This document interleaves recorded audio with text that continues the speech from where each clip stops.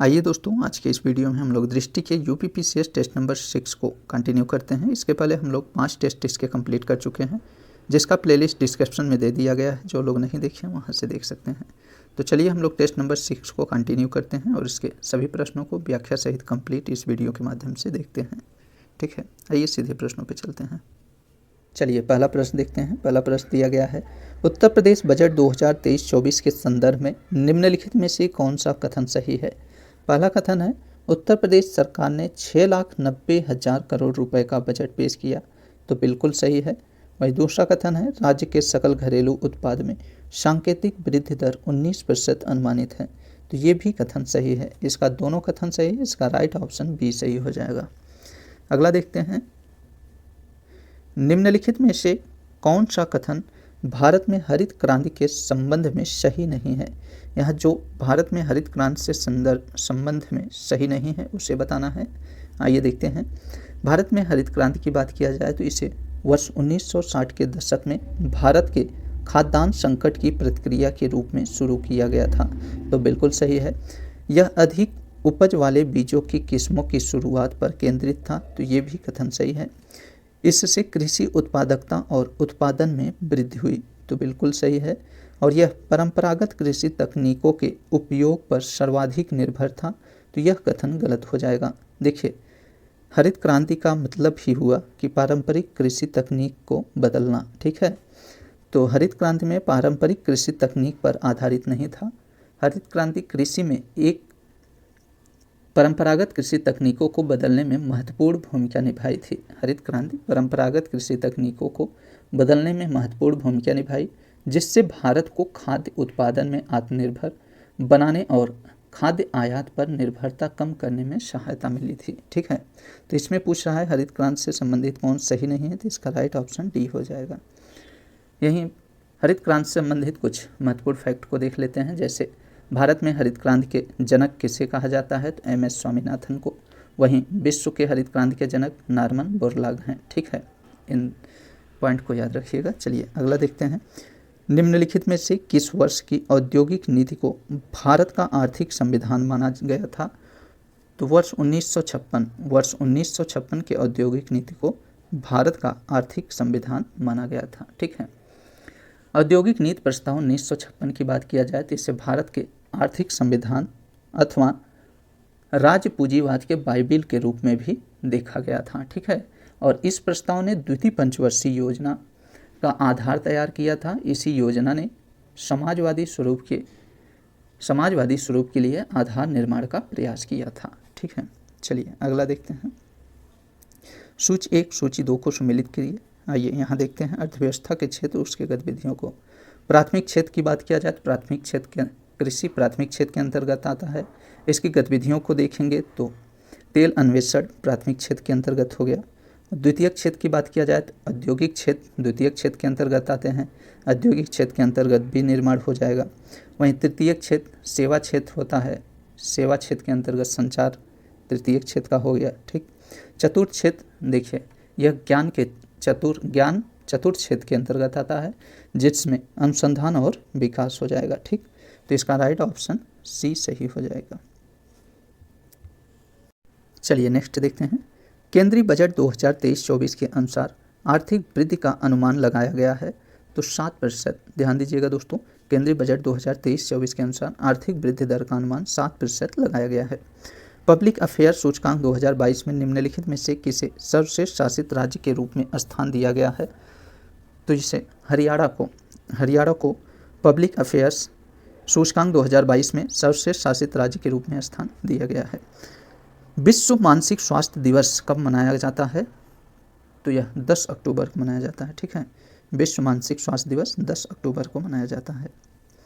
अगला देखते हैं। आपातकालीन क्रेडिट लाइन गारंटी योजना के संदर्भ में निम्नलिखित में से कौन सा कथन सही है। यहाँ आपातकालीन क्रेडिट लाइन गारंटी योजना की बात किया जा रहा है। आइए देखते हैं। पहला कथन दिया है, ECLGP that is emergency credit line guarantee scheme को वित्तीय संकट से उबरने के लिए व्यावसायिक उद्यमियों या MSME के लिए लॉन्च किया गया था, तो बिल्कुल सही है। आपातकालीन क्रेडिट लाइन गारंटी योजना को वित्तीय संकट से उबरने के लिए व्यावसायिक उद्यमियों या एमएसएमई के लिए लॉन्च किया गया था। वही दूसरा कथन है, सिविल डेटा से पता चलता है कि ECLGS उधारकर्ताओं की गैर निष्पादित संपत्ति दरें कम थी। तो ये भी कथन सही है।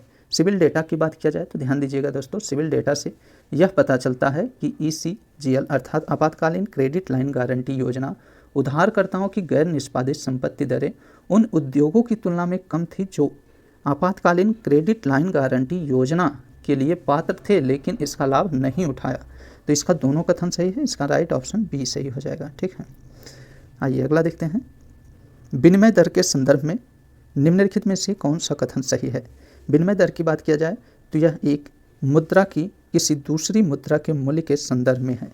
तो बिल्कुल सही है, विनिमय दर एक मुद्रा की दूसरी मुद्रा के संदर्भ में मूल्य है। ठीक है, वहीं भारत में स्थिर विनिमय दर प्रणाली को अपनाया गया है। तो भारत में स्थिर विनिमय दर प्रणाली को नहीं अपनाया गया है, भारत में प्रतिबंधित विनिमय दर प्रणाली को अपनाया गया है। ठीक है, इसका दूसरा कथन गलत है, इसका राइट ऑप्शन ए सही हो जाएगा। ठीक है, भारत प्रतिबंधित विनिमय दर प्रणाली को अपनाया है, न कि स्थिर विनिमय दर को। ठीक,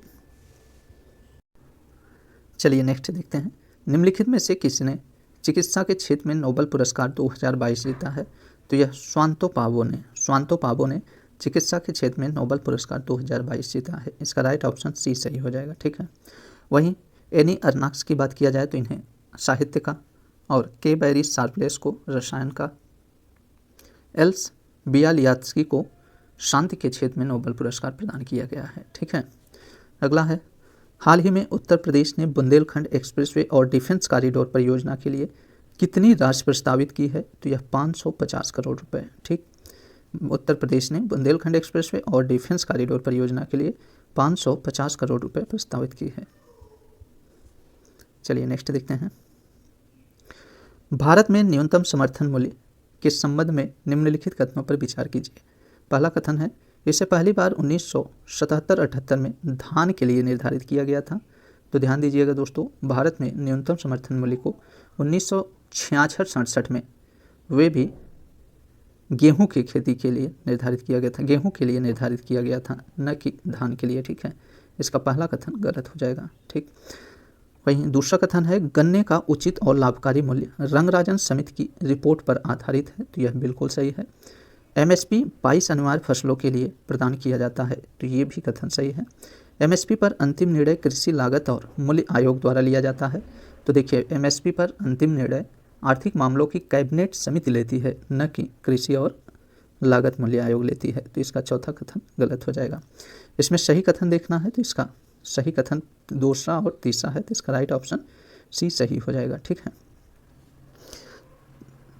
देखिए दोस्तों, भारत में न्यूनतम समर्थन मूल्य की बात किया जाए तो इससे पहली बार 1966-67 में गेहूं के लिए निर्धारित किया गया था। ठीक है, और MSP 22 अनिवार्य फसलों के लिए प्रदान किया जाता है। इसे याद रखिएगा, कई बार डायरेक्ट फैक्ट पूछ लिया है कि MSP में कितने फसलों के लिए प्रदान किया जाता है, तो 22 फसलों के लिए। ठीक है, और MSP पर अंतिम निर्णय कौन लेता है, तो आर्थिक मामलों की कैबिनेट समिति लेती है। ठीक, चलिए अगला देखते हैं। निम्नलिखित युग्मों में से कौन सा सुमेलित नहीं है। आइए देखते हैं। भारतीय औद्योगिक वित्त निगम की बात किया जाए तो इसका मुख्यालय नई दिल्ली में है। भारतीय औद्योगिक ऋण और निवेश निगम का मुख्यालय मुंबई में है। भारतीय औद्योगिक विकास बैंक का मुख्यालय कोलकाता यहाँ नहीं होगा, यह मुंबई होगा। ठीक है, भारतीय औद्योगिक विकास बैंक का मुख्यालय मुंबई है, न कि कोलकाता, यह गलत है। और भारतीय लघु उद्योग विकास बैंक का मुख्यालय लखनऊ में है। देखिए, इसमें पूछ रहा है कौन सही सुमेलित नहीं है, तो इसका सी वाला राइट ऑप्शन हो जाए, राइट ऑप्शन सी होगा। ठीक, चलिए नेक्स्ट देखते हैं। वाशिंगटन सहमति के सिद्धांतों के संदर्भ में निम्नलिखित में से कौन सा कथन सही है। वाशिंगटन सहमति की बात किया जाए तो पहला कथन है इसका, सार्वजनिक व्यय को सब्सिडी से हटकर महत्वपूर्ण दीर्घकालिक विकास समर्थन क्षेत्रों में मोड़ना है।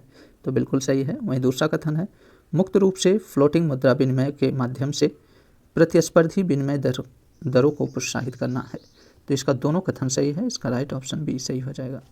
ध्यान दीजिएगा दोस्तों, वाशिंगटन सहमति की बात किया जाए, वाशिंगटन सहमति के सिद्धांतों की बात किया जाए तो इससे सार्वजनिक व्यय को सब्सिडी से हटकर महत्वपूर्ण दीर्घकालिक विकास समर्थन क्षेत्रों में मोड़ना है और मुक्त रूप से फ्लोटिंग मुद्रा विनिमय के माध्यम से प्रतिस्पर्धी विनिमय दरों को प्रोत्साहित करना है। ठीक है, तो इसका दोनों कथन सही है। अगला देखते हैं, हाल ही में केंद्रीय बजट 2023-24 में पीएम विकास योजना का उल्लेख किया गया था।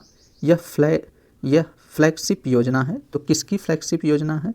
यह अल्पसंख्यक कार्य मंत्रालय की है। ठीक है, पीएम विकास योजना अल्पसंख्यक कार्य मंत्रालय की फ्लैगशिप योजना है। ठीक है, पीएम विकास योजना की बात किया जाए तो पीएम विकास योजना अल्पसंख्यक मामलों के मंत्रालय की एक कुशल पहल है जो देश भर में अल्पसंख्यक और कारीगर समुदायों के कौशल उद्यमिता, किसके लिए? कौशल उद्यमिता और नेतृत्व प्रशिक्षण आवश्यकताओं पर ध्यान केंद्रित करता है। ठीक है, चलिए अगला देखते हैं, निम्नलिखित में से किस शहर ने वर्ल्ड ग्रीन सिटी अवार्ड्स 2022 जीता है? तो यह हैदराबाद ने जीता है। ठीक है, वर्ल्ड ग्रीन अवार्ड्स 2022 का अवार्ड्स हैदराबाद जीता है। भारत में कितने अधिसूचित हाथी अभ्यारण्य हैं? तो 33 हैं। ठीक है, 33वां हाथी अभ्यारण्य तराई हाथी रिजर्व है जो उत्तर प्रदेश का दूसरा और भारत का 33वां अधिसूचित हाथी रिजर्व होगा। ठीक है, तो भारत में कितने अधिसूचित हाथी रिजर्व हैं? 33 हैं। ठीक, आर्थिक सर्वेक्षण 2022-23 के अनुसार आवधिक श्रम बल सर्वेक्षण से पता चलता है कि 15 वर्ष और उससे अधिक आयु के लोगों के लिए शहरी बेरोजगारी दर में गिरावट आई है। तो कितनी गिरावट आई है?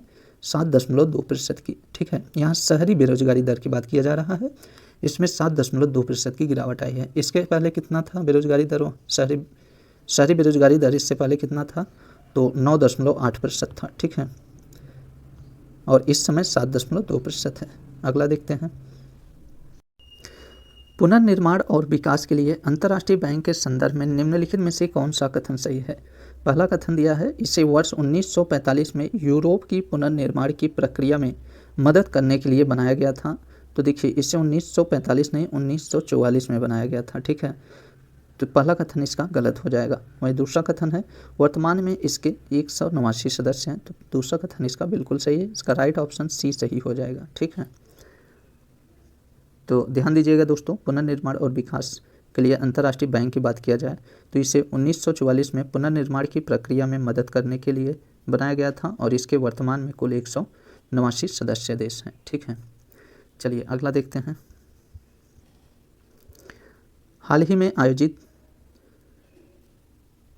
6वीं इंडिया मोबाइल कांग्रेस की थीम क्या थी? तो इसकी थीम न्यू डिजिटल यूनिवर्स है। ठीक है, 6वीं इंडिया मोबाइल कांग्रेस की थीम न्यू डिजिटल यूनिवर्स है। इसका आयोजन कहाँ पे किया गया? तो नई दिल्ली के प्रगति मैदान में 6वीं इंडिया मोबाइल कांग्रेस का स्थापना किया गया है। ठीक है, अगला है, जल जीवन मिशन के संदर्भ में निम्नलिखित में से कौन सा कथन सही है? पहला कथन दिया है कि उत्तर प्रदेश सरकार ने जल जीवन मिशन के लिए 30,000 करोड़ रुपए आवंटित किया है। तो देखिए, उत्तर प्रदेश सरकार जल जीवन मिशन के लिए 25,305 कितना? तो 25,305 करोड़ रुपए आवंटित किया है, न कि 30,000। ठीक है, यहाँ पहला ऑप्शन गलत हो जाएगा। वहीं दूसरा कथन है, उत्तर प्रदेश के सभी 2.26 करोड़ परिवारों को शुद्ध पेयजल उपलब्ध कराने का लक्ष्य है। तो यह बिल्कुल कथन सही है। ठीक है, जल जीवन मिशन की बात किया जाए तो उत्तर प्रदेश सरकार ने जल जीवन मिशन के लिए 25,305 करोड़ रुपए आवंटित किया है। उत्तर प्रदेश के सभी 2.26 करोड़ परिवारों को शुद्ध पेयजल उपलब्ध कराने का लक्ष्य रखा गया है। ठीक है, इसका राइट ऑप्शन सी सही हो जाएगा, केवल कथन 2 सही है। अगला देखते हैं, सार्वजनिक वितरण प्रणाली के संदर्भ में निम्नलिखित में से कौन सा कथन सही है? पहला कथन है, संशोधित सार्वजनिक वितरण प्रणाली जून 1997 में शुरू की गई थी। तो देखिए, सार्वजनिक वितरण प्रणाली ये 1997 नहीं 1992 में शुरू की गई थी। ठीक है, तो पहला कथन इसका गलत हो जाएगा। वहीं दूसरा कथन है, आरपीडीएस के तहत लाभार्थियों को 2 श्रेणियों, पहला गरीबी रेखा से नीचे और दूसरा गरीबी रेखा से ऊपर में विभाजित किया गया था। तो यह आरपीडीएस में नहीं, इसे टीपीडीएस में 2 श्रेणियों में विभाजित किया गया था। ठीक है, तो इसका दोनों कथन गलत है, तो इसका राइट ऑप्शन डी सही हो जाएगा। ठीक है, अगला है, भारत में गरीबी का आकलन किया जाता है। तो भारत में गरीबी का आकलन नीति आयोग द्वारा किया जाता है। ठीक है, गरीबी का आकलन पहले योजना आयोग के द्वारा किया जाता था। योजना आयोग का स्थान नीति आयोग ले लिया है, तो अब नीति आयोग इसका आकलन करता है। ठीक है, चलिए अगला देखते हैं, शुद्ध घरेलू उत्पाद के बराबर है, तो शुद्ध घरेलू उत्पाद सकल घरेलू उत्पाद माइनस मूल्य ह्रास के बराबर है। ठीक है, इसका राइट ऑप्शन सी सही हो जाएगा। शुद्ध घरेलू उत्पाद सकल घरेलू उत्पाद माइनस मूल्य ह्रास के बराबर है। ठीक है, चलिए नेक्स्ट क्वेश्चन देखते हैं। केंद्रीय बजट 2023-24 में 7 प्राथमिकताओं अर्थात सप्तऋषि का उल्लेख किया गया था। इनमें से कौन सा इसका हिस्सा नहीं है? जो इसका हिस्सा नहीं है उसे बताना है। तो देखिए, इसमें महिला सशक्तिकरण 7 प्राथमिकताओं में शामिल नहीं है। ठीक है, इसका राइट ऑप्शन ए सही है। ठीक, वहीं 7 प्राथमिकताओं की बात किया जाए तो 7 प्राथमिकताओं में वित्तीय क्षेत्र, समावेशी विकास, हरित विकास, बुनियादी ढांचा और निवेश, युवा शक्ति, क्षमता को उभारना, अंतिम बिंदु तक पहुंचना, ये 7 प्राथमिकताएं केंद्रीय बजट 2023-24 में उल्लेख किया गया है इन 7 प्राथमिकताओं का। ठीक है, ये 7 प्राथमिकताएं आप सभी याद कर लीजिएगा दोस्तों, एग्जाम में यहाँ से ज़रूर प्रश्न पूछा जाएगा और विशेष तौर पे इसी के जैसा प्रश्न मिलेगा। ठीक है, बस 7 प्राथमिकताओं में परिवर्तन रहेगा, 7 प्राथमिकताएं आपको याद होना चाहिए, नहीं तो यह प्रश्न गलत हो जाएगा। ठीक है, आइए अगला देखते हैं। निम्नलिखित में से कौन सा संगठन स्टेट फास्ट नून अभ्यास आयोजित करता है? तो यहाँ नाटो के सदस्य नाटो का वार्षिक परमाणु अभ्यास है स्टेट फास्ट नून अभ्यास। ठीक है, अगला देखते हैं। उत्तर प्रदेश इलेक्ट्रिक वाहन विनिर्माण एवं गतिशीलता नीति 2022 के संदर्भ में निम्नलिखित में से कौन सा कथन सही है? पहला कथन दिया गया है, Uttar Pradesh power corporation limited charging अधोसंरचना के निर्माण हेतु निवेश के समन्वय एवं सुविधा हेतु नोडल एजेंसी है। तो देखिए, यह कथन बिल्कुल गलत दिया गया है। चार्जिंग अधोसंरचना के निर्माण में समन्वय एवं निवेश की सुविधा हेतु इन्वेस्ट यूपी को नोडल एजेंसी बनाया गया है। ठीक है, इन्वेस्ट यूपी को नोडल एजेंसी बनाया गया है, इसलिए यह पहला कथन गलत है। वहीं दूसरा कथन दिया गया है, चार्जिंग स्टेशनों को 50% की दर से एक मुफ्त पूंजीगत अनुदान प्रदान किया जाएगा जो अधिकतम 50 लाख प्रति यूनिट के अधीन होगा। तो देखिए, इसमें चार्जिंग स्टेशनों को 50% की दर से नहीं, यहाँ पे 20% होगा। 20% की दर से एक मुफ्त पूंजीगत अनुदान प्रदान किया जाएगा जो अधिकतम 10 लाख, यहाँ 50 लाख दिया है, यहाँ 10 लाख होगा, अधिकतम 10 लाख प्रति यूनिट के अधीन होगा। तो इसका दोनों कथन गलत है, इसका राइट ऑप्शन डी सही हो जाएगा। ठीक है, अगला देखते हैं। वित्तीय वर्ष 2023 में औसत जीएसटी संग्रह बढ़कर हो गया है। तो 2023 में जीएसटी संग्रह कितना हो गया है? 1.49 लाख करोड़ रुपए हो गया है। ठीक है, जीएसटी संग्रह 2023 में 1.49 लाख करोड़ हो गया है। अगला है, अंतर्राष्ट्रीय वित्त निगम निम्नलिखित में से किस संगठन का एक हिस्सा है? तो अंतर्राष्ट्रीय वित्त निगम यह विश्व बैंक का हिस्सा है। अंतर्राष्ट्रीय विश्व बैंक की वित्त निगम की बात किया जाए तो इसकी स्थापना 1956 में की गई थी। ठीक है, चलिए नेक्स्ट देखते हैं हम लोग। निम्नलिखित में से किसे वर्ष 2022 यूएनएसडीजी एक्शन अवार्ड से सम्मानित किया गया?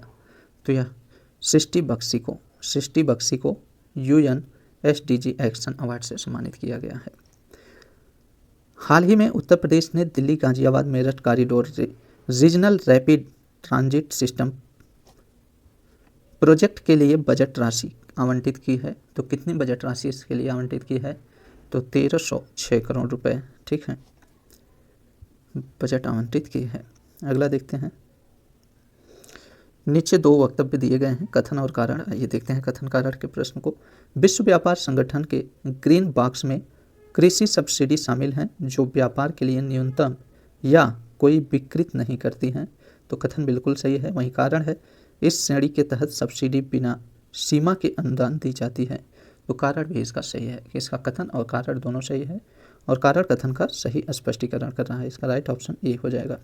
ध्यान दीजिएगा दोस्तों, विश्व व्यापार संगठन के ग्रीन बॉक्स में कृषि सब्सिडी शामिल हैं जो व्यापार के लिए न्यूनतम या कोई विकृति नहीं करती और क्योंकि इस श्रेणी के तहत सब्सिडी बिना सीमा के अनुमति दी जाती है। ठीक है, चलिए अगला देखते हैं। अगला प्रश्न है, बेसल समझौता निम्नलिखित में से किस क्षेत्र से संबंधित है?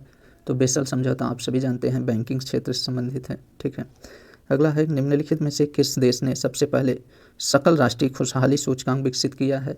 तो यह भूटान विकसित किया है। ठीक है, भूटान देश में सबसे पहले सकल राष्ट्रीय खुशहाली सूचकांक विकसित किया है। चलिए नेक्स्ट देखते हैं। केंद्रीय बजट 2023-24 के अनुसार सिकल सेल एनीमिया उन्मूलन का लक्ष्य वर्ष कौन सा है? तो वर्ष 2047 है। ठीक है, वर्ष 2047 तक सिकल सेल एनीमिया उन्मूलन का लक्ष्य रखा गया है। किस शहर में भारत के पहले माइग्रेशन मॉनिटरिंग सिस्टम का उद्घाटन किया गया? तो यह मुंबई में माइग्रेशन मॉनिटरिंग सिस्टम का उद्घाटन किया गया है। ठीक है, उत्तर प्रदेश ने एक बागवानी मॉडल ग्राम विकसित करने का निर्णय लिया है। तो किस स्तर पर एक बागवानी मॉडल विकसित करने का निर्णय लिया है उत्तर प्रदेश?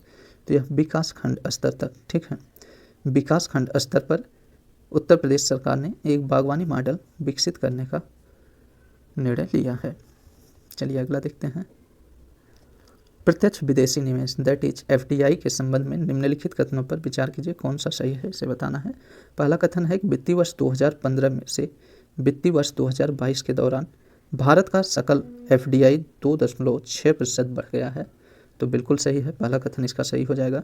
वहीं दूसरा कथन है कि वित्तीय वर्ष 2022 में 200 बिलियन अमेरिकी डॉलर का अब तक का सर्वाधिक वार्षिक सकल FDI प्रवाह दर्ज किया गया।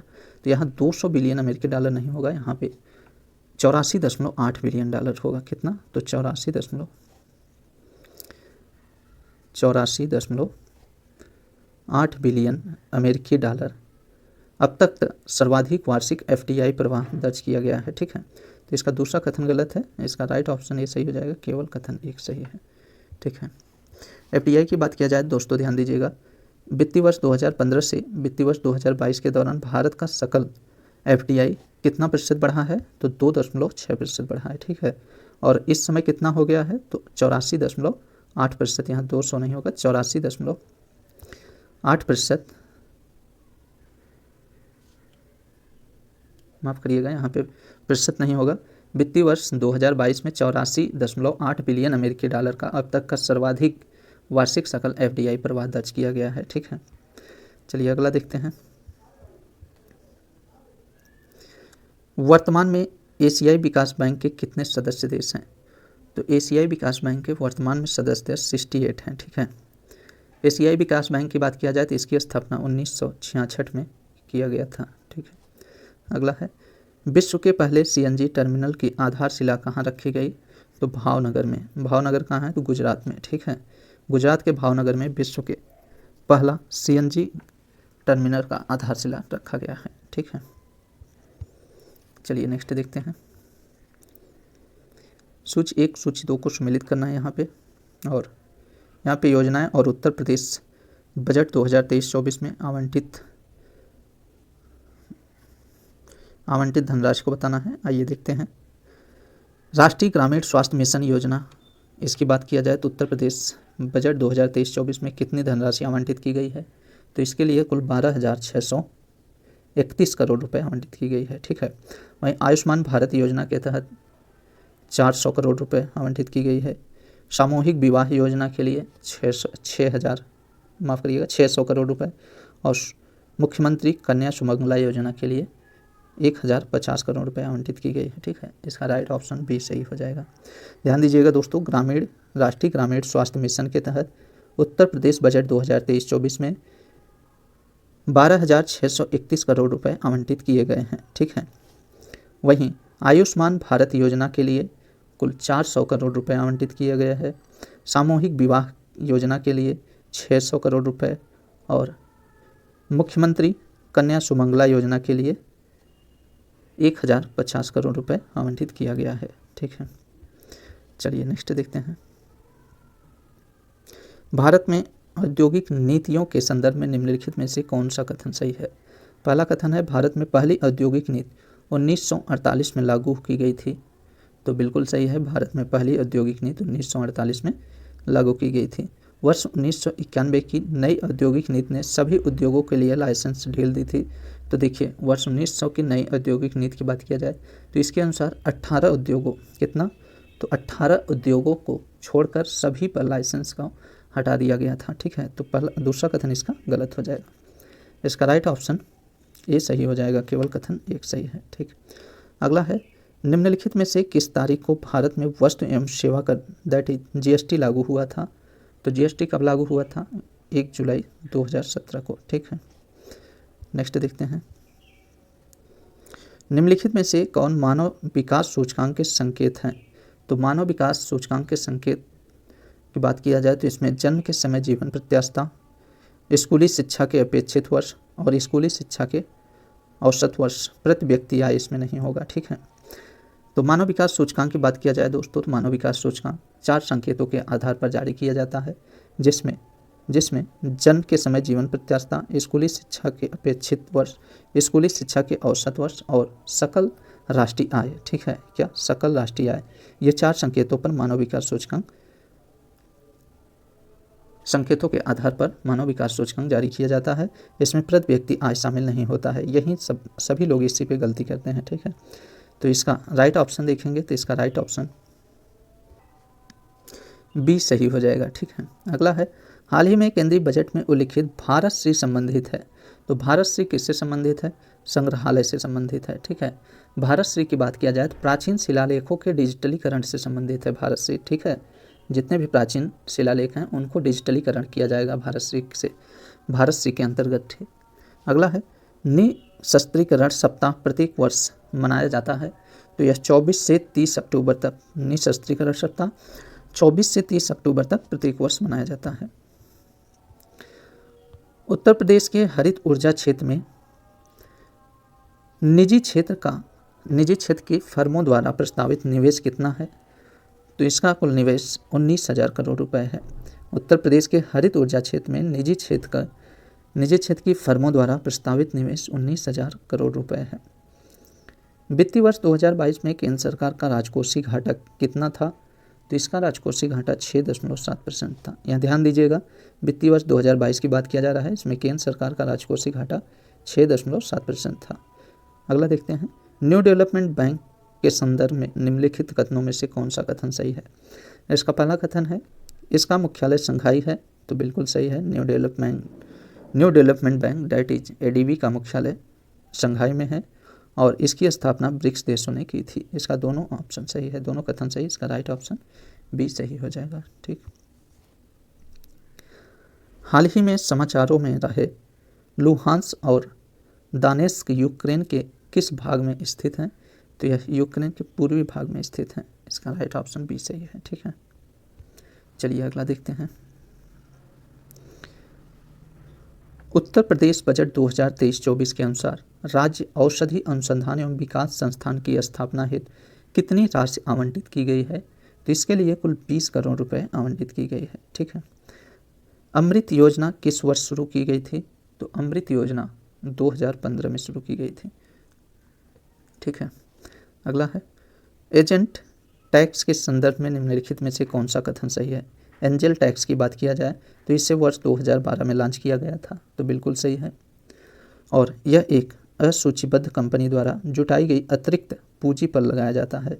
तो इसका दोनों कथन सही है, इसका राइट ऑप्शन बी सही हो जाएगा। ठीक है, एंजल टैक्स की बात किया जाए दोस्तों तो एंजल टैक्स एक असूचीबद्ध कंपनी द्वारा उन शेयरों के उचित बाजार मूल्य के ऊपर और उससे अधिक शेयर जारी करके जुटाई गई अतिरिक्त पूंजी कर है। ठीक है, चलिए अगला देखते हैं, औद्योगिक उत्पादन सूचकांक में निम्नलिखित में से उद्योगों को उनके महत्व के आधार पर अवरोही क्रम व्यवस्थित कीजिए। अवरोही क्रम अर्थात घटते हुए क्रम की बात किया जा रहा है। औद्योगिक उत्पादन सूचकांक की बात किया जाए तो इसका आधार वर्ष कितना है? 2011-12 है। ठीक है, और इसी के यहाँ 11 हो जाएगा। इसी के आधार पर औद्योगिक उत्पाद कितना है? तो इसके आधार पर देखेंगे सबसे ज़्यादा उत्पादन विद्युत का होता है, पहले स्थान पे हो जाएगा। उसके बाद किसका आता है? तो उसके बाद कच्चा तेल का आता है, फिर प्राकृतिक गैस हो जाएगा, फिर उसके बाद उर्वरक है। तो इसमें देखिए 1 4 3 2, इसका राइट ऑप्शन सी सही हो जाएगा। ठीक है, औद्योगिक उत्पादन सूचकांक के आधार पर उद्योगों को उनके महत्व के आधार पर अवरोही क्रम में व्यवस्थित किया जाए तो सबसे पहले विद्युत, फिर उसके बाद कच्चा तेल, फिर प्राकृतिक गैस, फिर उर्वरक का स्थान आता है। मिशन कर्मयोगी, आइए देखते हैं अगला क्वेश्चन, मिशन कर्मयोगी का संबंध किससे है? तो यह सिविल सेवकों से है। ठीक है। निम्नलिखित में से किस संगठन ने उत्सर्जन गैप रिपोर्ट 2022 जारी की है? तो यह संयुक्त राष्ट्र पर्यावरण कार्यक्रम ने, दैट इज UNEP ने उत्सर्जन गैप रिपोर्ट 2022 जारी की है। चलिए नेक्स्ट देखते हैं, अंतर्राष्ट्रीय अभिधम दिवस 2022 का आयोजन कहाँ किया गया? तो इसका आयोजन ग्रेटर नोएडा में किया गया। ठीक है। निम्नलिखित करों को संघ सरकार के कर प्रोफाइल में उनके योगदान के आधार पर अवरोही क्रम में व्यवस्थित कीजिए। आइए देखते हैं। केंद्र सरकार के करों की बात किया जाए तो केंद्र सरकार को सबसे ज़्यादा कर किससे प्राप्त होता है? तो यह वस्तु एवं सेवा कर से, जो GST है। वहीं दूसरे स्थान पर देखा जाए तो इसके बाद सबसे ज़्यादा कर व्यक्तिगत आयकर से प्राप्त होता है। उसके बाद इसे केंद्रीय उत्पाद शुल्क से, फिर चौथे स्थान पर सीमा शुल्क आता है। इनके क्रम को देखेंगे तो इसका 2 1 4 3 हो जाएगा, तो इसका राइट ऑप्शन ए सही हो जाएगा। ठीक है। तो केंद्र सरकार सबसे ज़्यादा कर GST से प्राप्त करता है, उसके बाद यह व्यक्तिगत आयकर से, फिर केंद्रीय उत्पाद शुल्क और सीमा शुल्क से प्राप्त करता है। इसके क्रम को याद रखिएगा, प्रश्न यहाँ से पूछा जाता है। चलिए अगला देखते हैं। भारत में वस्तु एवं सेवा, चलिए देखते हैं इसे। भारत में वस्तु एवं सेवा कर के संदर्भ में निम्नलिखित में से कौन सा कथन सही है? पहला कथन है कि 1 जुलाई 2017 को भारत में लागू किया गया था, तो बिल्कुल सही है। GST को भारत में 1 जुलाई 2017 को लागू किया गया था। यह प्रत्यक्ष कर का एक रूप है जहां खरीदार वस्तुओं के लिए सीधे भुगतान करते हैं। तो GST क्या प्रत्यक्ष कर है? नहीं है, GST अप्रत्यक्ष कर है, अप्रत्यक्ष कर है। ठीक है। तो इसमें दूसरा ऑप्शन इसका गलत दिया है, तो इसका राइट ऑप्शन ए सही हो जाएगा, केवल एक कथन सही है। ठीक है। GST की बात किया जाए दोस्तों, भारत में GST 1 जुलाई 2017 को लागू किया गया था और GST एक अप्रत्यक्ष कर है। ठीक है। अगला है, निम्नलिखित में से किसे UNHCR नॉनसेन रिफ्यूजी अवार्ड 2022 से सम्मानित किया गया? तो यह एंजेला मर्केल को, एंजेला मर्केल कौन है? तो ये जर्मनी की पूर्व चांसलर हैं जिन्हें UNHCR नॉनसेन रिफ्यूजी अवार्ड से सम्मानित किया गया है। ठीक। चलिए नेक्स्ट देखते हैं। उत्तर प्रदेश ने सड़कों के रख रखाव के लिए 3000 करोड़ रुपए की राशि प्रस्तावित की है। तो किस निधि से यह राशि प्रस्तावित की है? तो यह राज्य सड़क निधि से। ठीक है। राज्य सड़क निधि से उत्तर प्रदेश सरकार ने सड़कों के रख रखाव के लिए कितना? तो 3000 करोड़ रुपए की राशि प्रस्तावित की है। चलिए अगला देखते हैं हम लोग। राष्ट्रीय अवसंरचना पाइपलाइन के संदर्भ में निम्नलिखित में से कथनों पर विचार कीजिए। आइए राष्ट्रीय अवसंरचना पाइपलाइन को देखते हैं, इसमें कौन सा कथन सही है। तो पहला कथन है कि वर्ष 2019-20 के बजट भाषण में इसकी घोषणा की गई थी, तो बिल्कुल सही है। राष्ट्रीय अवसंरचना पाइपलाइन को वर्ष 2019-20 में बजट भाषण में इसकी घोषणा की गई थी। अतनु चक्रवर्ती की अध्यक्षता वाली टास्क फोर्स ने NIP that is national infrastructure pipeline पर अपनी रिपोर्ट प्रस्तुत की थी, तो ये भी कथन सही है। वहीं तीसरा कथन है कि यह 200 करोड़ रुपए से अधिक की बुनियादी अवसंरचना क्षेत्र की परियोजना का गठन करता है, तो यह 200 करोड़ का नहीं करता, यह 100 करोड़ की अवसंरचना, कितना? तो 100 करोड़ से अधिक की बुनियादी अवसंरचना क्षेत्र की परियोजना का गठन करता है। इसका तीसरा कथन गलत हो जाएगा। चौथा कथन है इसका अवसंरचना परियोजनाओं पर NIP that is national infrastructure pipeline के लिए प्रारंभिक स्वीकृति राशि 100 करोड़ थी, तो देखिए यहाँ पे 100 करोड़ नहीं 102 करोड़ थी। ठीक है। तो इसका चौथा भी कथन गलत है। इसमें पूछा जा रहा है कौन सा सही है, तो इसका पहला और दूसरा कथन सही है, तो इसका राइट ऑप्शन ए सही हो जाएगा। चलिए नेक्स्ट देखते हैं। निम्नलिखित युग्मों में से कौन सही सुमेलित है? तो बुक्सा जनजाति की बात किया जाए तो बुक्सा जनजाति उत्तराखंड के हैं, तो बिल्कुल सही है। इसका पहला कथन सही है, बुक्सा जनजाति उत्तराखंड के हैं। ठीक है। वहीं खरवाल जनजाति की बात किया जाए तो खरवाल जनजाति ये उत्तर प्रदेश के मिर्ज़ापुर ज़िले के हैं, खरवाल जनजाति। ठीक है। मारिया जनजाति या मध्य प्रदेश के, और गरासिया जनजाति राजस्थान के हैं। ठीक है। तो इसमें पूछा है कौन सा सुमेलित है, तो पहला इसका सही सुमेलित है, बुक्सा जनजाति उत्तराखंड क्षेत्र में पाई जाती हैं। अगला है अधोलिखित राष्ट्रीय योजना प्रयोग की उत्पत्ति निम्नलिखित में से किस देश में हुई है? तो यह रूस में हुई है। ठीक है, राष्ट्रीय योजना का प्रयोग की उत्पत्ति रूस से हुई है। पीएम प्रमाण संबंधित है। पीएम प्रमाण किससे संबंधित है? प्रणाम, यह रासायनिक उर्वरकों के संतुलन प्रयोग से संबंधित है। ठीक है, पीएम प्रमाण का उद्देश्य की बात किया जाए तो इसका उद्देश्य है रासायनिक उर्वरकों पर सब्सिडी के बोझ को कम करना है। ठीक है, और रासायनिक उर्वरकों के संतुलन प्रयोग से संबंधित है पीएम प्रमाण। प्रणाम। अगला देखते हैं, विश्व पोलियो दिवस मनाया जाता है तो कब मनाया जाता है? यह 24 अक्टूबर को। विश्व पोलियो दिवस 24 अक्टूबर को मनाया जाता है। उत्तर प्रदेश के निम्नलिखित शहरों में से किसमें बायो सीएनजी विनिर्माण संयंत्र स्थापित किए जाएंगे? तो देखिए, इसमें लखनऊ और प्रयागराज में यहाँ पे बायो सीएनजी विनिर्माण संयंत्र स्थापित किए जाएंगे। उत्तर प्रदेश के शहरों में देखा जाए तो बायो सीएनजी कुल 3 शहरों में स्थापित किए जाएंगे, जिसमें लखनऊ, प्रयागराज और गाजियाबाद में। ठीक है, इसे इंदौर शहर की तर्ज पर स्थापित किए जाने की योजना दी गई है। चलिए नेक्स्ट देखते हैं, दिसंबर 2022 में 10 वर्षीय सरकारी बांड पर मासिक औसत प्रतिफल है तो कितना है? तो 7.3% है। ठीक है, दिसंबर 2022 में 10 वर्षीय सरकारी बांड पर मासिक औसत प्रतिफल 7.3% है। अगला देखते हैं, घाटे का वित्त पोषण संदर्भित करता है तो यह किसे संदर्भित करता है? तो यह घाटे के वित्त पोषण हेतु धन जुटाने को संदर्भित करता है। ठीक है, घाटे का वित्त पोषण शब्द घाटे के वित्त पोषण हेतु धन जुटाने को संदर्भित करता है, जो राजस्व पर व्यय की अधिकता के परिणाम स्वरूप होता है और बांड की बिक्री के माध्यम से जनता से उधार लेकर या फिर नई मुद्रा छापकर अंतर को कवर किया जाता है इसमें। ठीक, चलिए अगला देखते हैं, किस दिन सुगम्य भारत अभियान शुरू किया गया था? तो सुगम भारत अभियान 3 दिसंबर 2015 को किया गया था। चलिए नेक्स्ट देखते हैं, उत्तर प्रदेश बजट 2023-24 के संदर्भ में निम्नलिखित में से कौन सा कथन सही है?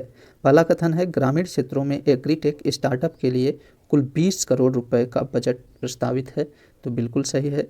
वहीं दूसरा कथन है, राज्य सरकार ने गौ संरक्षण केंद्रों की स्थापना के लिए 120 करोड़ रुपए का प्रस्ताव रखा है, तो इसका दोनों कथन सही है, इसका राइट ऑप्शन बी सही हो जाएगा। ठीक है, चलिए नेक्स्ट देखते हैं,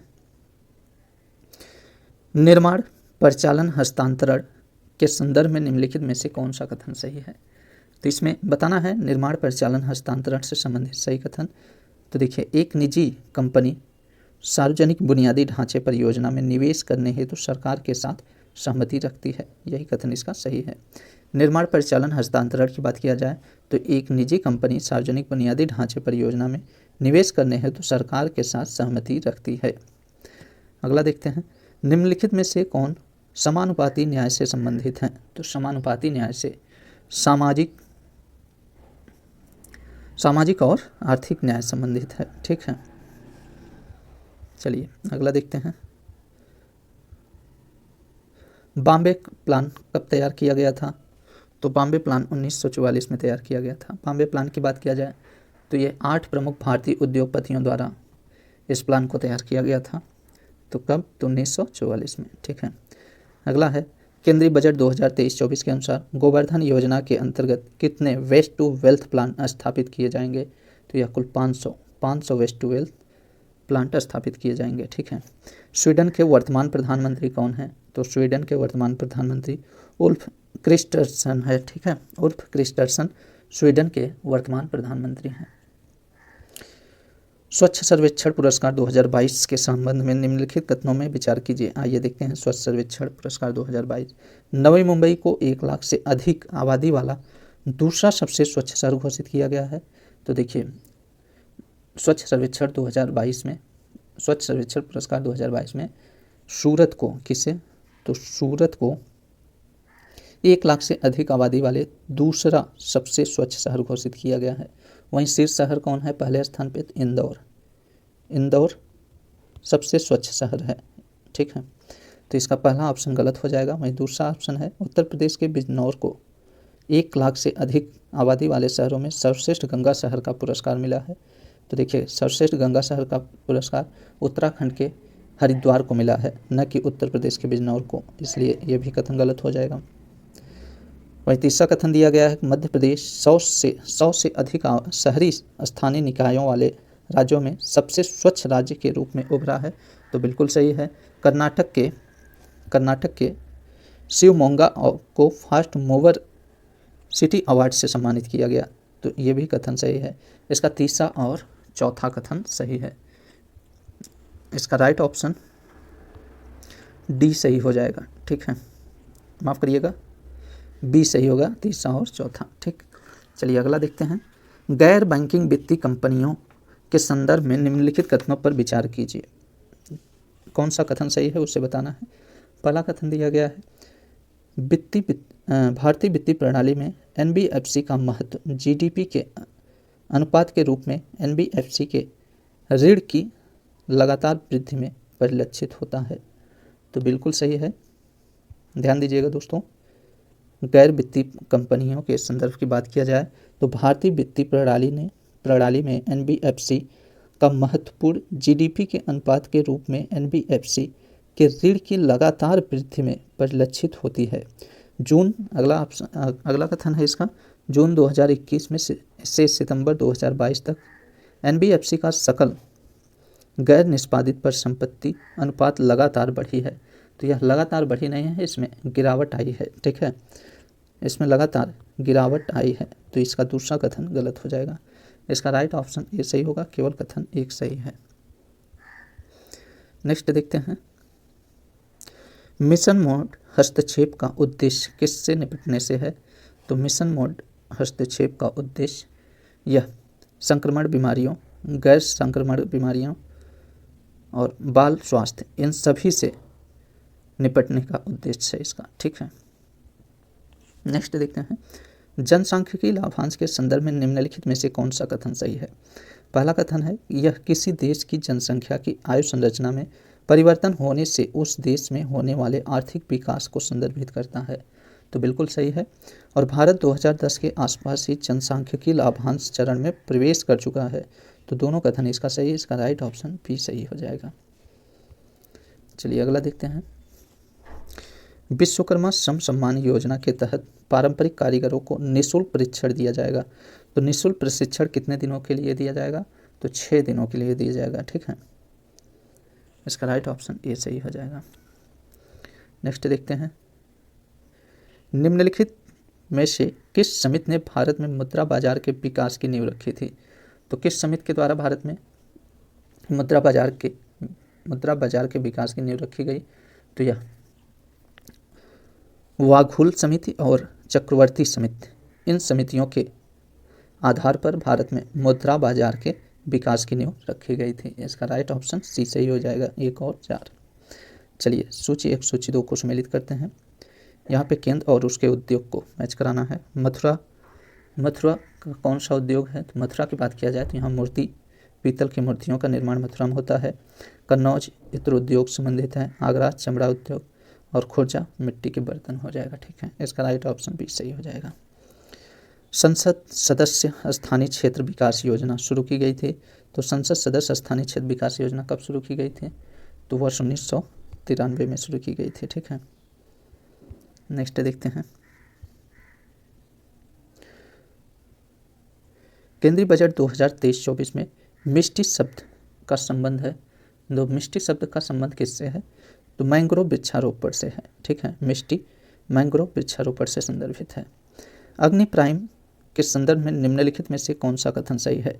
पहला कथन है, अग्नि प्राइम का हाल ही में भारतीय अंतरिक्ष अनुसंधान संगठन द्वारा परीक्षण किया गया, तो देखिए दोस्तों, अग्नि प्राइम का परीक्षण डीआरडीओ द्वारा किया गया, डीआरडीओ द्वारा अग्नि प्राइम का परीक्षण किया गया है, न कि इसरो द्वारा, ठीक है, इसका पहला कथन गलत हो जाएगा। वहीं दूसरा कथन है, यह 2 चरणों वाली कण स्तरीकृत मिसाइल है, तो यह बिल्कुल सही है, ठीक है, अग्नि प्राइम 2 चरणों वाली कण स्तरीकृत मिसाइल है। अग्नि प्राइम को हाल ही में डीआरडीओ द्वारा परीक्षण किया गया है, ठीक, इसका राइट ऑप्शन देखेंगे तो केवल 2 सही है, ठीक है।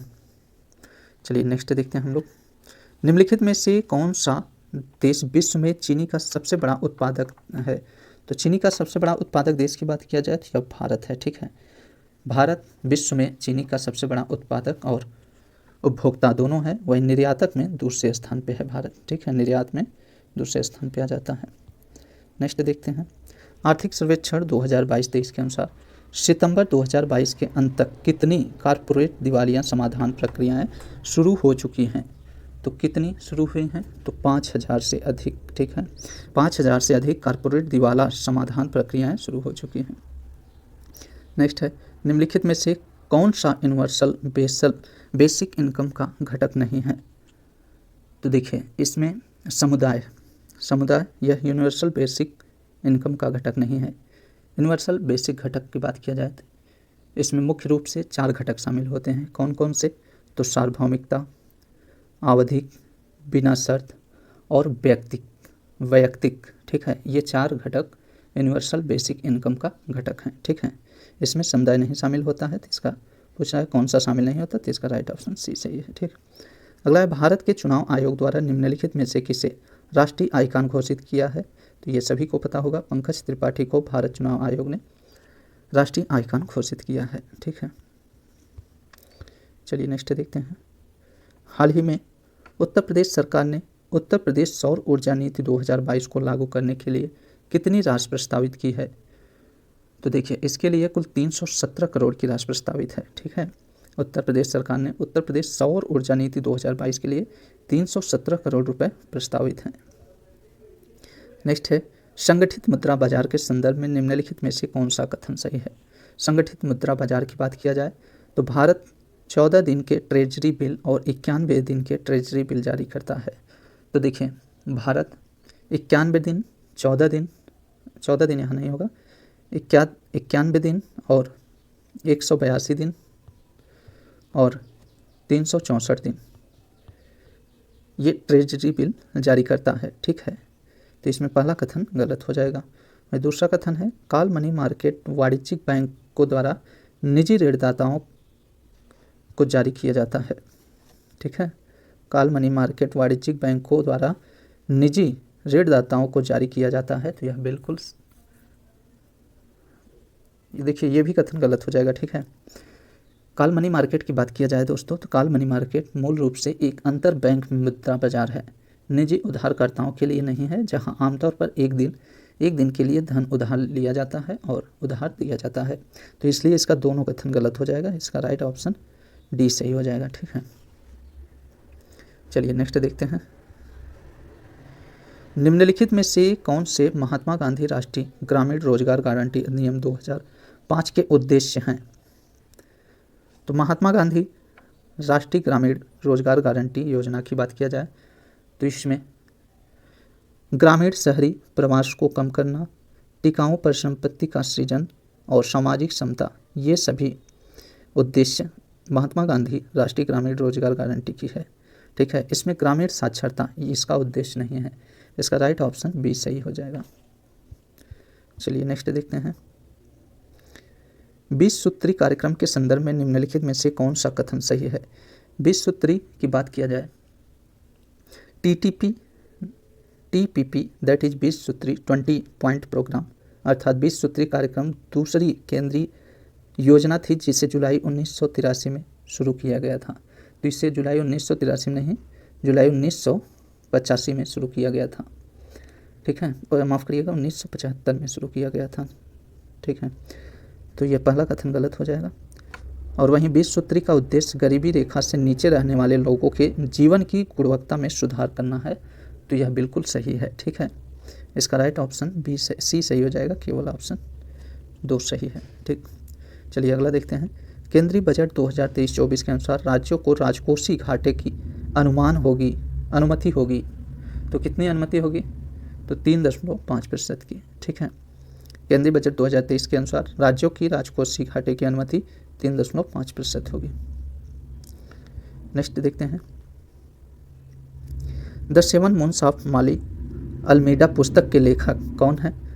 तो इसके लेखक सेहान करुणा तिलक हैं। सेहान करुणा तिलक का the 7 moon of Mali Almeida पुस्तक है। ठीक है, इन्हें वर्ष 2022 के बुकर पुरस्कार से सम्मानित किया गया है, तो इसलिए यह पुस्तक इंपॉर्टेंट है, इसे याद रखिएगा। The 7 moon of Mali Almeida पुस्तक सेहान करुणा तिलक का है, ठीक है। Poverty and share prosperity 2022 correcting course शीर्षक वाला रिपोर्ट जारी की गई है। तो यह विश्व बैंक द्वारा रिपोर्ट जारी की गई है, ठीक है। Poverty and share prosperity 2022 correcting course शीर्षक यह विश्व बैंक के द्वारा जारी की गई है। चलिए नेक्स्ट देखते हैं। अक्टूबर 2020 के अंतर्राष्ट्रीय वित्तीय सेवा केंद्र प्राधिकरण द्वारा निम्नलिखित में से किस घरेलू क्षेत्र के नियामकों की शक्ति ग्रहण की गई है? तो इसके द्वारा देखिए दोस्तों, भारतीय सुरक्षा विनिमय बोर्ड और भारतीय बीमा नियामक विकास प्राधिकरण और भारतीय रिजर्व बैंक, इन घरेलू क्षेत्रों के नियमों की शक्ति ग्रहण की गई है। इसमें भारतीय दूरसंचार नियामक प्राधिकरण नहीं शामिल है, ठीक है। बात किया जाए अंतर्राष्ट्रीय वित्तीय सेवा केंद्र प्राधिकरण की, तो इसके द्वारा चार घरेलू क्षेत्र के नियामकों की शक्ति ग्रहण की गई है। कौन कौन से? तो देखिए, इसमें भारतीय सुरक्षा विनिमय बोर्ड, भारतीय बीमा नियामक विकास प्राधिकरण, भारतीय रिजर्व बैंक और पेंशन फंड नियामक और विकास प्राधिकरण, ये चार घरेलू क्षेत्र के नियामकों की शक्ति ग्रहण की गई है। तो इसमें भारतीय दूरसंचार ये तो नहीं होगा, तो इसका राइट ऑप्शन डी सही हो जाएगा, ठीक है। चलिए नेक्स्ट देखते हैं। भारत में बैंकों के राष्ट्रीयकरण के संदर्भ में निम्नलिखित में से कौन सा कथन सही है? भारत में बैंकों के राष्ट्रीयकरण की बात किया जाए तो वर्ष 1969 में 30 बैंकों का राष्ट्रीयकरण किया गया था। तो 30 बैंकों का नहीं, 14 बैंकों का राष्ट्रीयकरण किया गया था, ठीक है। तो पहला कथन इसका गलत हो जाएगा। और सरकार ने व्यवसायों को प्रोत्साहित करने के लिए बैंकों का राष्ट्रीयकरण करने का निर्णय लिया था। तो यह बिल्कुल सही है, ठीक है। यहाँ ध्यान दीजिएगा दोस्तों, बैंकों के राष्ट्रीयकरण की बात किया जाए तो भारत में वर्ष 1969 में 14 बैंकों का राष्ट्रीयकरण किया गया था। इसका उद्देश्य था सरकार ने व्यवसायों को प्रोत्साहित करने के लिए बैंकों का राष्ट्रीयकरण करने का निर्णय लिया था, ठीक है। तो इसमें केवल दूसरा कथन सही है, इसका राइट ऑप्शन सी सही हो जाएगा। अगला देखते हैं। निम्नलिखित में से किसे भारत का पहला 24/7 सौर ऊर्जा संचालित गाँव घोषित किया गया है? तो यह मोढेरा को घोषित किया गया है। मोढेरा कहाँ पे स्थित है?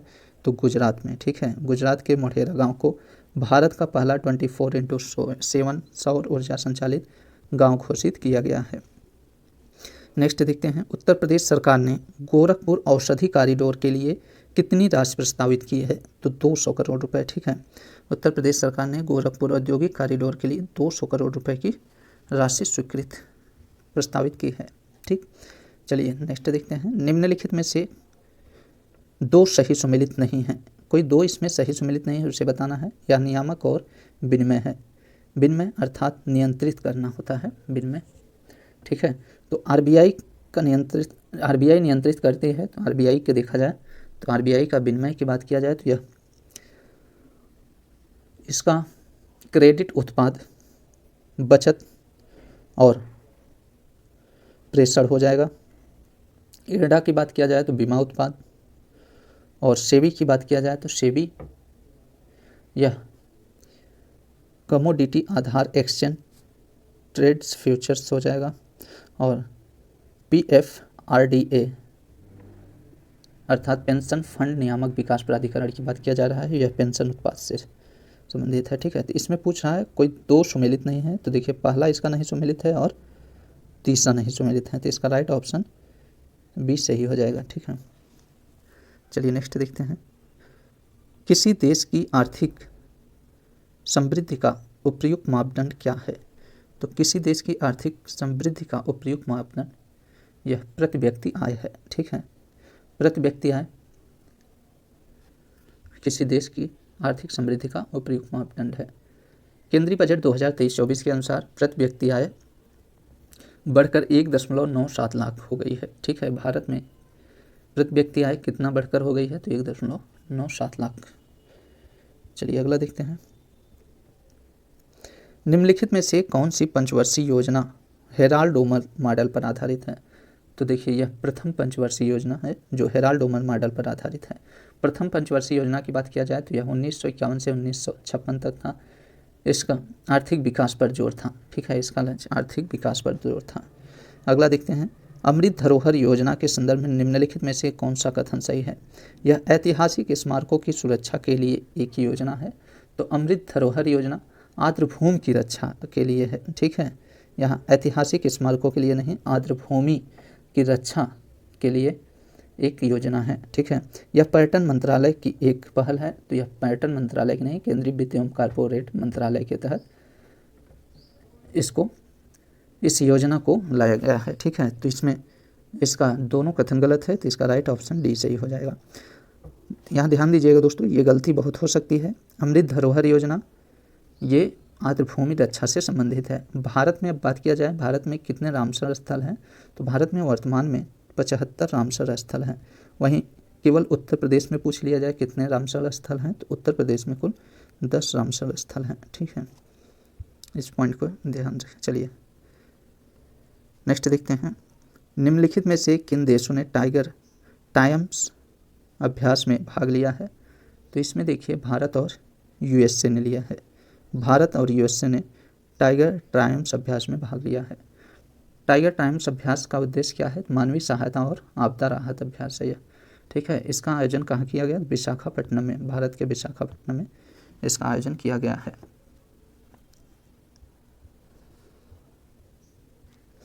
चलिए नेक्स्ट देखते हैं, निम्नलिखित में से कौन सा देश हाल ही में भूमध्य सागर में एक अस्थायी समुद्री सीमा स्थापित करने पर सहमत हुआ है, तो यह लेबनान और इजराइल ने भूमध्य सागर में एक अस्थायी समुद्री सीमा स्थापित करने पर सहमत हुआ है।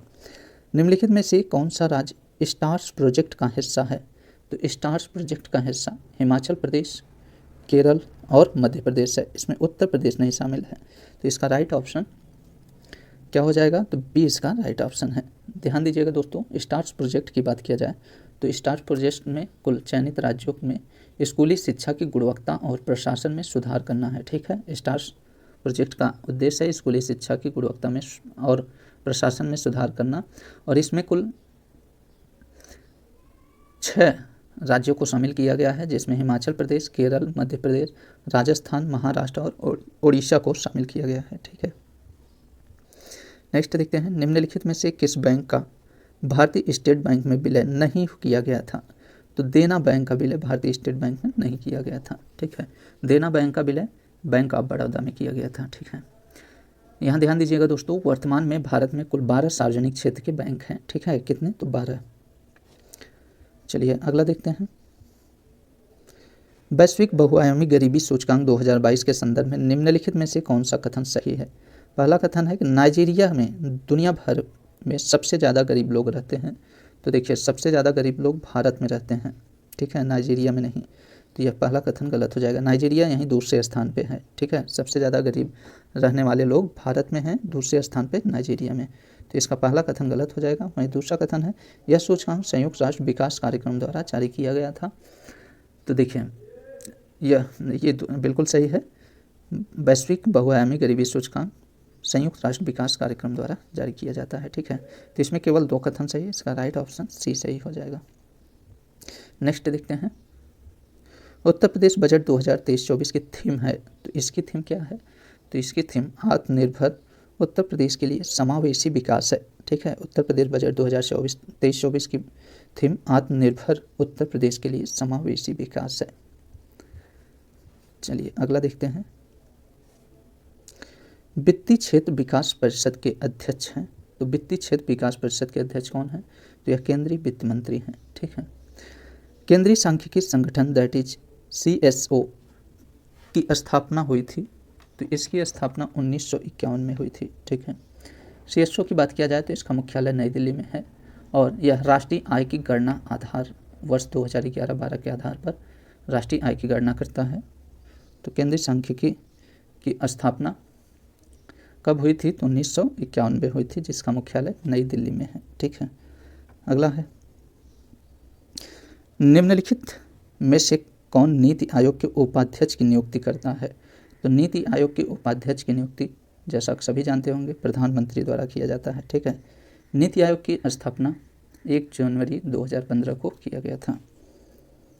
अगला देखते हैं, व्यक्तिगत आयकर के संदर्भ में निम्नलिखित कथनों से कौन सा कथन सही है, आइए देखते हैं। पहला कथन है, केंद्रीय बजट 2023-24 में कर छूट की सीमा 8 लाख रुपए तक बढ़ा दी गई है, तो देखिए केंद्रीय कर की छूट में 5 लाख रुपए से बढ़ाकर 7 लाख रुपए की गई है, न कि 8 लाख, ठीक है। 5 लाख से बढ़ाकर 7 लाख किया गया है, इसलिए इसका पहला ऑप्शन गलत हो जाएगा। वहीं दूसरा ऑप्शन है, दूसरा कथन है कि आयकर अभिभार की दर को 37% से घटाकर 25% कर दिया गया है। तो यह बिल्कुल सही है, ठीक है। तो इसका केवल ऑप्शन सी सही हो जाएगा, केवल 2 कथन सही है, ठीक है। चलिए नेक्स्ट देखते हैं। निम्नलिखित में से किस संस्थान ने राष्ट्रीय बौद्धिक संपदा पुरस्कार 2022 जीता है?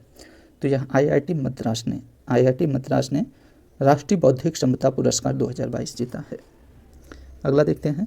विश्व का पहला सिंगल चार्जर दैट इज एकल अभियोक्ता नियम किसके द्वारा अपनाया गया है? तो यह यूरोपीय संघ के द्वारा। यूरोपीय संघ में कितने देश हैं? तो इसमें कुल 27 देशों का एक समूह है यूरोपीय संघ, जो एकीकृत आर्थिक और राजनीतिक ब्लॉक के रूप में कार्य करता है। तो पहला सिंगल चार्जर नियम यूरोपीय संघ ने अपनाया है, ठीक है। चलिए नेक्स्ट देखते हैं। आर्थिक सर्वेक्षण 2022-23 के अनुसार मुद्रास्फीति के संदर्भ में निम्नलिखित में कथनों पर विचार कीजिए। पहला कथन है कि वित्तीय वर्ष 2021 की तुलना में वित्तीय वर्ष 2022 में उच्च सीपीआई संयुक्त आधारित खुदरा मुद्रास्फीति देखी गई। तो देखिए, वित्तीय वर्ष 2021 की तुलना में 2022 में उच्च नहीं, यहाँ पे न्यूनतम कितना? तो न्यूनतम सीपीआई संयुक्त आधारित खुदरा मुद्रास्फीति देखी गई है, न कि उच्च। यहाँ न्यूनतम होगा, ठीक है। तो पहला कथन इसका गलत हो जाएगा। वही दूसरा कथन है कि वित्तीय वर्ष 2022 के दौरान तेल और वसा, ईंधन और प्रकाश, परिवहन और संचार ने उच्च मुद्रास्फीति दर्ज की है। बिल्कुल सही है यह। तीसरा कथन है रूस यूक्रेन संकट के कारण अप्रैल 2022 में हेडलाइन मुद्रास्फीति दर्ज में कमी आई है। तो देखिए, इसमें हेडलाइन मुद्रास्फीति में उच्च दर दर्ज किया गया है, न कि कमी। यहाँ उच्च दर दर्ज किया गया है। तीसरा कथन इसका गलत है। चौथा कथन है कि आरबीआई ने वित्तीय वर्ष 2023 के लिए 6.8% मुद्रास्फीति का अनुमान लगाया है। तो यह बिल्कुल सही है। इसमें देखिए, दूसरा और चौथा बिल्कुल सही, इसका राइट ऑप्शन सी सही हो जाएगा, ठीक है। आरबीआई के द्वारा वित्तीय वर्ष 2023 के लिए कितना मुद्रास्फीति का अनुमान लगाया गया है? तो 6.8% का, ठीक है। इसे याद रखिएगा। चलिए अगला देखते हैं।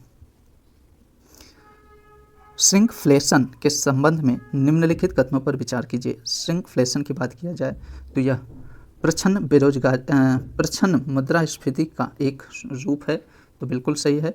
इससे व्यवसाय और शैक्षणिक अनुसंधान में एक मुक्त पैकेज डाउन साइजिंग के रूप में जाना जाता है। तो ये भी कथन सही है।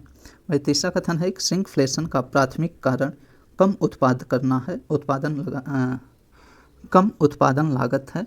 तो देखिए, इसमें कम नहीं है, उच्च उत्पादन लागत होगा, ठीक है। उच्च उत्पादन लागत होता है। श्रिंकफ्लेशन का प्राथमिक कारण उच्च उत्पादन लागत है, न कि कम। और श्रिंकफ्लेशन बाजार में प्रतिस्पर्धा के अभाव में होता है। तो देखिए, इसमें बाजार के प्रतिस्पर्धा का अभाव नहीं, तीव्र बाजार की प्रतिस्पर्धा में श्रिंकफ्लेशन की ओर ले जाती है, ठीक है। तो इसका तीसरा चौथा कथन गलत है। इसमें पूछ रहा है कि कौन सा कथन सही है, तो पहला और दूसरा सही है। इसका राइट ऑप्शन ए सही हो जाएगा। चलिए नेक्स्ट देखते हैं। लिट्स इंडेक्स 2022, इसमें बताना है कौन सा कथन सही है। पहला कथन दिया गया है कि उत्तर प्रदेश को इस इंडेक्स में अचीवर्स स्टेट की श्रेणी में रखा गया है। तो बिल्कुल सही है। यह राज्यों के बीच प्रतिस्पर्धा का माहौल बनाने के लिए आयोजित किया जाता है। तो इसका दोनों कथन सही है। इसका राइट ऑप्शन बी सही हो जाएगा, ठीक है। आइए अगला प्रश्न देखते हैं। वर्ष 2023-24 में उत्तर प्रदेश सरकार के बजट में कितनी किसान पाठशालाओं के आयोजन का प्रस्ताव रखा गया है? तो यह 17,000 किसान पाठशालाओं के आयोजन का प्रस्ताव रखा गया है। भारतीय reserve bank that is RBI के संदर्भ में निम्नलिखित कथन पर विचार कीजिए। आरबीआई की स्थापना 1 अप्रैल 1936 को हुई थी। तो देखिए, आरबीआई की स्थापना 1 अप्रैल 1935 को हुई थी, 36 को नहीं, ठीक है। तो पहला कथन इसका गलत हो जाएगा। वही दूसरा कथन है इसका राष्ट्रीयकरण 1949 में हुआ था। तो यह बिल्कुल सही है। इसका राइट ऑप्शन सी सही हो जाएगा। आरबीआई की बात किया जाए तो इसकी स्थापना 1 अप्रैल 1935 को हुई थी। इसका राष्ट्रीयकरण 1949 में किया गया था, इसका राष्ट्रीयकरण, ठीक है। चलिए नेक्स्ट देखते हैं। निम्नलिखित युग्मों में से कौन सा सुमेलित है? यहाँ जो सुमेलित है उसे बताना है। भिलाई इस्पात की बात किया जाए तो भिलाई इस्पात यह सोवियत संघ रूस के सहयोग से स्थापित हुआ था।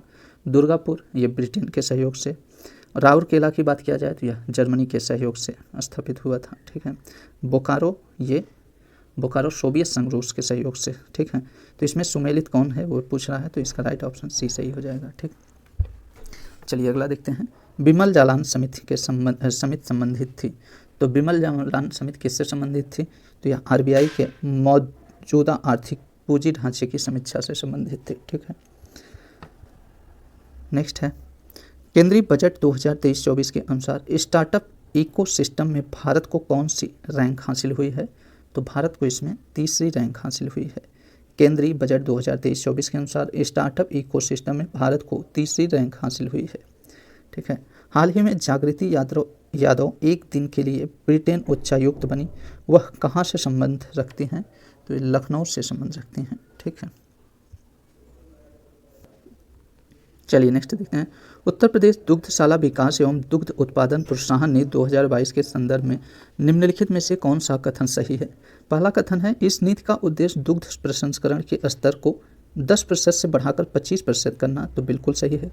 दूसरा कथन है, यह बाजार के लिए उपलब्ध दुग्ध को भी 44% से बढ़ाकर 85%, तो यहाँ 85% नहीं, यहाँ पे 65% किए जाने की बात की गई है। ठीक है, बाजार के लिए उपलब्ध दुग्ध को 44% से बढ़ाकर 65% कर देगा करने की बात कही गई है। तो इसका पहला कथन सही है, इसका राइट ऑप्शन ए सही हो जाएगा। ठीक है, चलिए नेक्स्ट देखते हैं। हाउसिंग प्राइस इंडेक्स के संदर्भ में निम्नलिखित कथनों में से कौन सा कथन सही है? हाउसिंग प्राइस इंडेक्स की बात किया जाए तो यह आवास और शहरी मामलों के मंत्रालय द्वारा प्रकाशित किया जाता है। तो हाउसिंग प्राइस आवास और शहरी मामलों के मंत्रालय द्वारा प्रकाशित नहीं किया जाता है। ठीक है, वहीं हाउसिंग प्राइस इंडेक्स मूल्यांकन मूल्य प्राथमिक ऋणदाता संस्थाओं से एकत्रित आवासीय इकाइयों के मूल्यांकन मूल्यों पर आधारित हैं। तो यह बिल्कुल सही है, इसका राइट ऑप्शन सी सही हो जाएगा, केवल कथन 2 सही है। ठीक है, अगला देखते हैं। दक्षिण एशियाई मुक्त व्यापार क्षेत्र के संदर्भ में निम्नलिखित में से कौन सा कथन सही है? दक्षिण एशियाई मुक्त व्यापार क्षेत्र की बात किया जाए तो देखिए, यह क्षेत्रीय सहयोग के लिए दक्षिण एशियाई संघ की एक मुक्त व्यापार व्यवस्था है। तो बिल्कुल सही है, यह समझौता 2006 में लागू हुई थी। तो इसका दोनों कथन सही है। ठीक है, निम्नलिखित में से कौन सा ग्राफिक वक्र मुद्रास्फीति और बेरोजगारी के बीच संबंधित है? देखिए, मुद्रास्फीति और बेरोजगारी के बीच फिलिप्स वक्र संबंधित हैं। ठीक है, फिलिप्स वक्र इसका राइट ऑप्शन हो जाएगा। चलिए नेक्स्ट देखते हैं। हाल ही में उत्तर प्रदेश सरकार ने निम्नलिखित में से किस पहल के लिए 1000 करोड़ रुपए का प्रावधान किया है? तो यह ऑपरेशन कायाकल्प के लिए उत्तर प्रदेश सरकार ने 1000 करोड़ रुपए का प्रावधान किया है। तो ऑपरेशन कायाकल्प किससे संबंधित है? तो इसे जानना बहुत जरूरी है। ध्यान दीजिएगा दोस्तों, ऑपरेशन कायाकल्प प्राथमिक एवं उच्च प्राथमिक विद्यालयों में अधोसंरचना सुविधाओं के विकास एवं उन्हें स्मार्ट विद्यालयों के रूप में विकसित करने का इसका लक्ष्य है। ठीक है, अगला देखते हैं। अस्थायी जमा सुविधा योजना के संदर्भ में निम्नलिखित में से कौन सा कथन सही है? अस्थायी जमा सुविधा योजना की बात किया जाए तो इसे बाजार में अतिरिक्त तरलता को अवशोषित करने के उद्देश्य से केंद्र सरकार द्वारा लागू किया जाता है। तो केंद्र सरकार के द्वारा नहीं, आरबीआई के द्वारा लागू किया जाता है। ठीक है, तो पहला कथन इसका गलत हो जाएगा। आरबीआई से पैसे उधार लेने के लिए केंद्र सरकार को सरकारी संपत्तियों के रूप में संपार्श्विक जमा करने की आवश्यकता है। तो ये भी कथन गलत है। देखिए, यहाँ पे वाणिज्यिक बैंकों हो जाएगा, वाणिज्यिक बैंकों से पैसा उधार लेने के लिए केंद्र सरकार नहीं, आरबीआई को, किसको? आरबीआई को सरकारी संपत्तियों के रूप में संपार्श्विक जमा करने की आवश्यकता होती है। तो इसका दोनों कथन गलत दिया गया है, इसका राइट ऑप्शन डी सही हो जाएगा। ठीक है, आइए नेक्स्ट देखते हैं। भारत में मुद्रा संबंधी नोटों की निर्गमन प्रणाली आधारित है। तो यह किस पर आधारित है? तो यह न्यूनतम कोष प्रणाली पर आधारित है। ठीक है, भारत में मुद्रा संबंधी नोटों की निर्गमन प्रणाली न्यूनतम कोष प्रणाली पर आधारित है। उत्तर अमेरिकी मुक्त व्यापार समझौता में शामिल हैं। तो कौन कौन से इसमें शामिल हैं? तो इसमें यूएसए, मैक्सिको और कनाडा शामिल हैं। ठीक है, ध्यान दीजिएगा दोस्तों, उत्तर अमेरिकी मुक्त व्यापार समझौते में यूएसए, मैक्सिको और कनाडा शामिल हैं। केंद्रीय बजट 2023-24 के अनुसार चालू वित्त वर्ष के लिए अनुपातिक राजकोषीय घाटा कितना है? तो यह 5.9% है। ठीक, चलिए नेक्स्ट देखते हैं। एकीकृत शिकायत निवारण तंत्र के अंतर्गत पुलिस थानों की रैंकिंग में उत्तर प्रदेश के कितने पुलिस थानों ने प्रथम स्थान हासिल किया है? तो 3 थानों ने इसमें प्रथम स्थान हासिल किया है। ठीक है, अगला है अक्टूबर 2022 में निम्नलिखित में से किस शहर में जीआई महोत्सव का आयोजन किया गया? तो इसका आयोजन वाराणसी में किया गया है। ठीक है, ध्यान दीजिएगा दोस्तों, जीआई महोत्सव का आयोजन अक्टूबर 2022 में वाराणसी में किया गया है।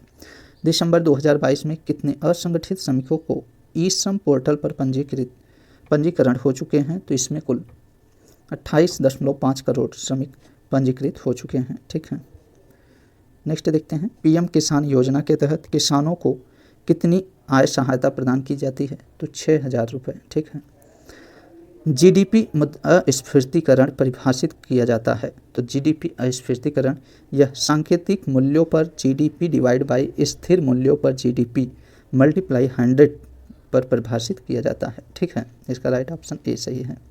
चलिए नेक्स्ट देखते हैं, मुख्यमंत्री दुर्घटना बीमा योजना के अंतर्गत निम्नलिखित में से कौन सा कथन सही है? मुख्यमंत्री दुर्घटना बीमा योजना की बात किया जाए तो यह उत्तर प्रदेश बजट 2023-24 में मुख्यमंत्री दुर्घटना बीमा योजना हेतु 12 करोड़ रुपए की व्यवस्था की प्रस्ताव की गई है। तो यह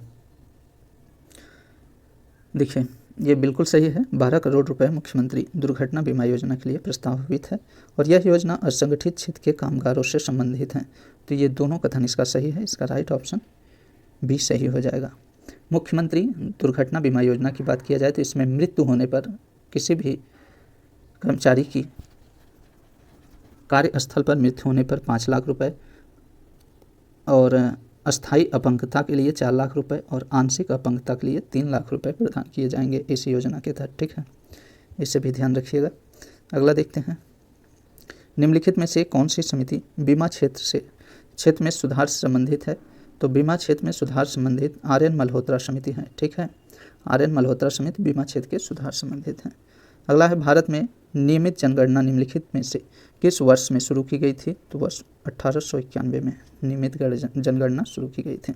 1881 माफ़ करिएगा, 1881 है। ठीक है, अखिल भारतीय थोक मूल्य सूचकांक का आधार वर्ष 2004-05 से संशोधित किया गया है।